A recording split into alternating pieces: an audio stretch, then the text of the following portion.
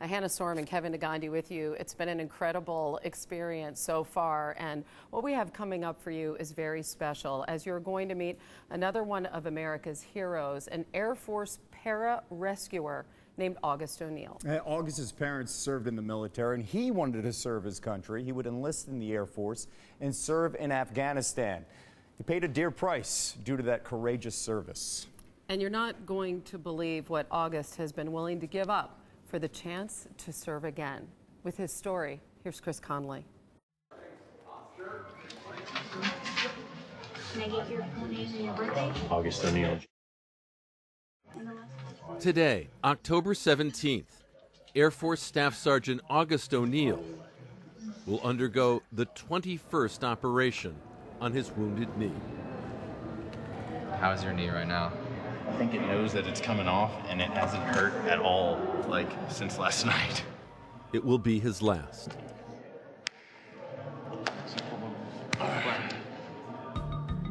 Born to parents in the military, he followed his older brother Rob into the Air Force and into intensive training as a pararescuer.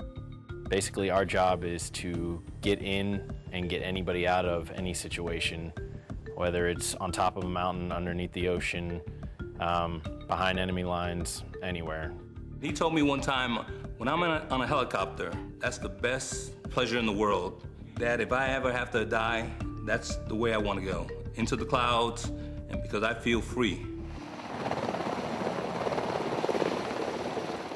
On July 15, 2011, O'Neill was on board a helicopter dispatched to rescue a team of Marines in Afghanistan when his chopper was hit by enemy fire.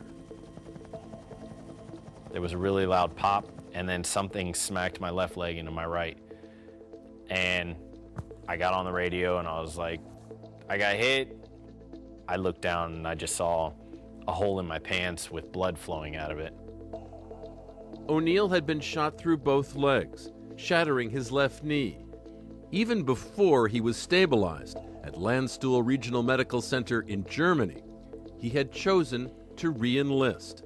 At his bedside to swear him in was a fellow pararescuer, his older brother, Rob. Emotional.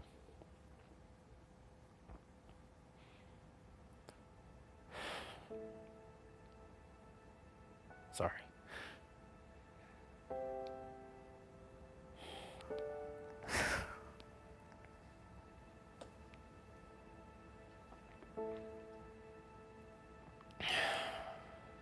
All right. My brother's always been a hero to me. It was real special to me that he could have been the one to re-enlist me in my hospital bed. There's been a lot of emotional roller coasters. The mental aspect of having to think about all the things you can't do, that's really where it gets you, is trying to stay above that and trying to prove yourself wrong. O'Neill would undergo countless hours of physical therapy in an attempt to regain any kind of functionality in his left leg, with his service dog Kai as his constant companion. He is my sanity, I call him, because I was really, really depressed. Never been suicidal in any way, shape, or form, but you know, sometimes you get those, well, if I wasn't here, so it would be okay. Just thinking of Kai, you know, that immediately gets rid of any thought like that. It's my best friend, and take him everywhere I go. At the pool, O'Neill began training with a coach. That's it. How'd that feel? I discovered there are other people like me capable of doing things that other people can do even though they're injured. I found my love for competition again. He goes from being in a bed, you know, crutches.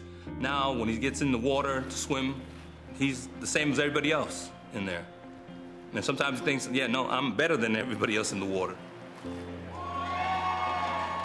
This September, he took part in 3 separate events at the Warrior Games and earned 5 gold medals in swimming. But not even the joy of victory could take away the sheer agony in his left leg. the pain is excruciating all the time. My mobility with this leg is very, very limited. My leg's just bending now. It's bending in. If you see it, it looks like a boomerang. And so, on this day, October 17th, by his own choice, What are we doing for you today? Chopping this thing off. Staff Sergeant August O'Neill is having his left leg amputated above the knee. And we talked about the skin flaps and things like that. I still think I'm going to use this nice anterior skin flap. Okay. Even though we have scars here, I think it'll give you the best limb possible. Sounds good to me. Then it's a lot of work. You're ready for it? You're up for it? Yes, sir. All right. Any other questions for me? No. Say goodbye to everybody. We'll get you into the locker room here shortly. All right. It's been 3 years, and it's time to move on with my life one way or the other, and this is going to be the route. Love you, man. 24 hours later, alone, O'Neill is sharing his new reality on social media and standing up for the first time. It's a very emotional to see your son not with his leg anymore. I mean, you wish that it would be you really laying there, but you have to sit yourself, say, no, that's my son. He's gonna be okay. He's gonna pull through it, and everything's gonna be all right.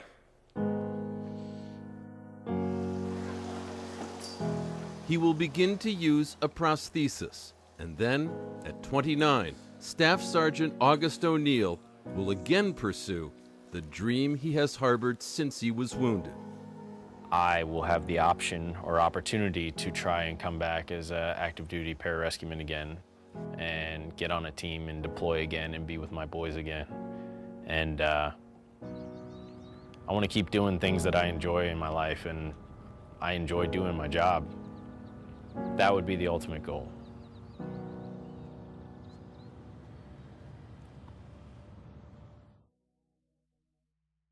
And here he is in the rehab gym at the Center for the Intrepid, triumphantly standing with us. Staff Sergeant August O'Neill, thank you so much for sharing your story with us. Thank you for having me. August, you just had surgery less than a month ago, and you reached a milestone this week, taking your first steps. Can you show America the progress? Of course.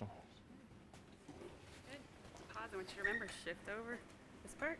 Hands opposite. Go. August is working with his therapist, Alicia. Wow.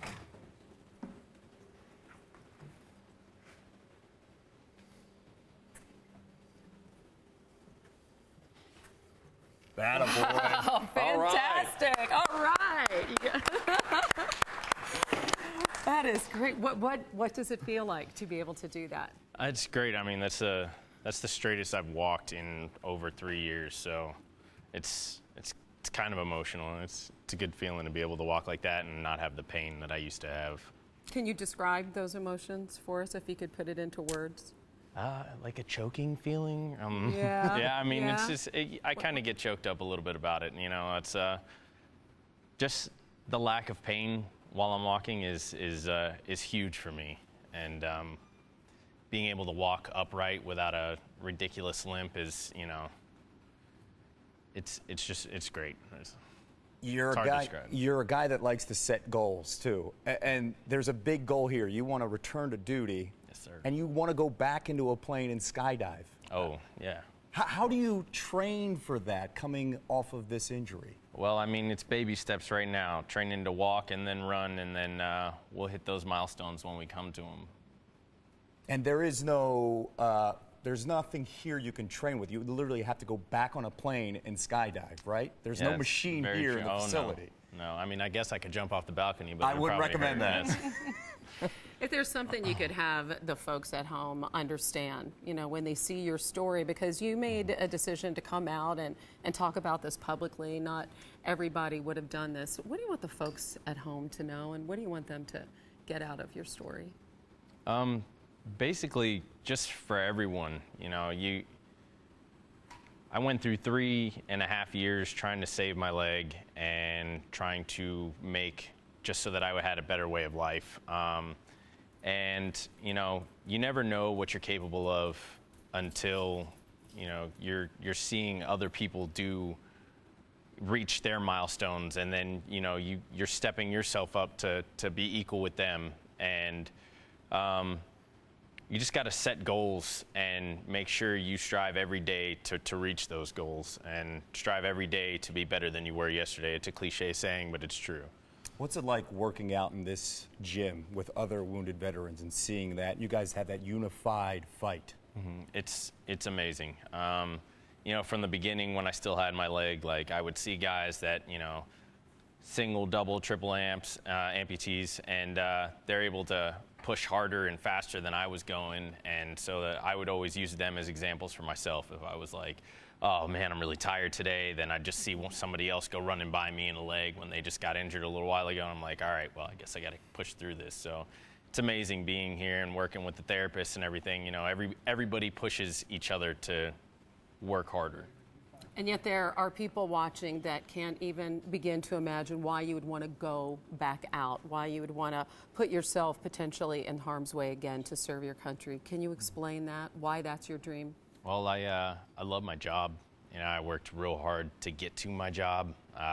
Training for pararescues, very difficult. And, you know, the brotherhood that you get from all of your teammates, and, for instance, just the wives of my team here, they've been bringing me meals, you know, since I got amputated, which, you know, is nice. Got to work it off now. Exactly. That's what I'm in here for.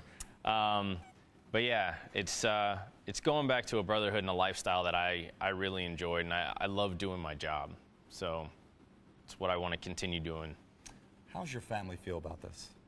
Oh, they're all about it. I got a military family, and my mother was raised by a Marine, World War II vet, and so she was hoorah her whole life. And, Semper Fi. You know, and my dad, you know, he's just like, well, you got your mother's genes, but go for it, buddy, if that's what you want. So. All right. How about another triumphant walk again for us? All right. We can't see enough of it. There he is, Staff Sergeant August O'Neill, an inspiration to us all. And that, ladies and gentlemen, is the face of resilience. August O'Neill, thanks. Thank you. Oh, let's get him in the shot. Yeah, your best friend. And his constant companion, Kai, right there.